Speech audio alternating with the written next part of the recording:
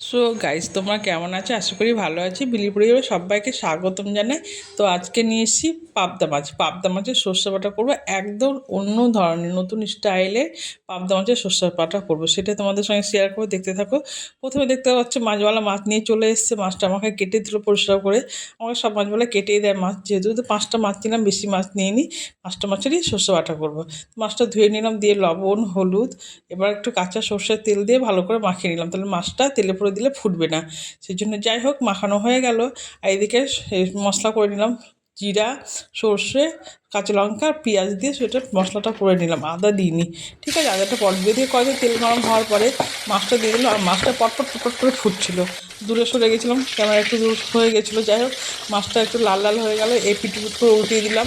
খুব কড়া করে ভাজবো না, কড়া করে ভাজতে মাছের টেস্ট থাকে না। যাই হোক দিয়ে এবার মাছটা তুলে নিলাম, তুলে রেখে দিলাম। পরপর 5টা মাছ ভাজা হয়ে গেল। ভাজটা ভাজা পরে ওই তেলের মধ্যে দিয়ে দিলাম জিরে আর শুকনো লঙ্কা ফোড়ন, মাছ ভাজা তেলের মধ্যে ফোড়ন দিয়ে দিলাম। এবারে আদাটা কুচি করেছিলাম, আদা কুচি তেলে পুড়ে দিলাম। এটাই মানে নতুন একটা ধরনের রান্না। ঠিক আছে, এতে আদা কুচি তেলে পুড়ে দিলে টেস্টটা খুব সুন্দর হয়। ভালো করে নাড়াচাড়া করে দিয়ে দিলাম টমেটো পেস্ট, দিয়ে ভালো করে নাড়াচাড়া করছি। কষা করে দিয়ে দিলাম মশলাটা, সর্ষে লঙ্কা মশলাটা দিয়ে দিলাম। দেখতেই পাচ্ছ খুব সুন্দর কালার। আর হলুদ দিয়ে দিলাম, হলুদের পরে দিয়ে দিলাম লবণটা দিয়ে ভালো করে মশলাটা কষবো।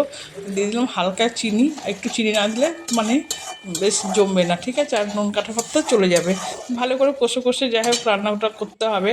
আর ভালো করে কষে রান্না করলে রান্নাটা খেতেও ভালো লাগবে, রান্নাটা টেস্টি হয়। দেখতে পাচ্ছ তেল ছাড়া ছাড়া ভাব হয়ে গেছে, মশলাটা অনেকটা কষা হয়ে গেছে আমার। আর টমেটো যেহেতু তেলে পুরো দিয়েছি, কালারটা আরও বেস্ট হয়ে গেছে।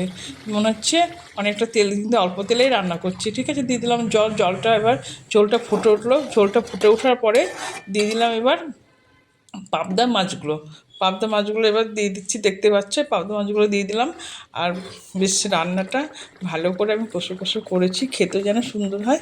আর খেতেও ভালো হয়েছিল। আমরা খাওয়ার পরে ভিডিওটা এডিটিং করে ছাড়ি যেহেতু। যাই হোক তোমরা পারলে একবার রেসিপিটা ট্রাই করবে। দিয়ে মাছটা দিয়ে দিলাম। এবার মাছটা দেওয়ার পরে খানিকক্ষণ ফুটবে। ফোটার পরে দেখতেই পাচ্ছ এবার তেল ছাড়া ছাড়া ভাব হয়ে যাবে।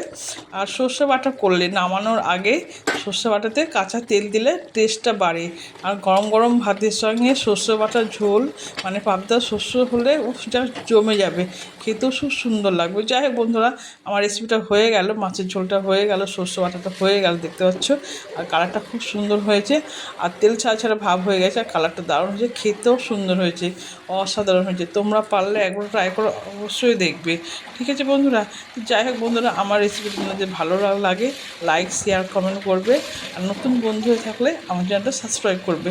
তাহলে ভিডিওটা এখানে শেষ করলাম। যাই হোক তোমরা ভালো থেকো, সুখে থেকো, আর আমার ভিডিওটা ভালো লাগলে লাইক করো। টাটা বন্ধুরা।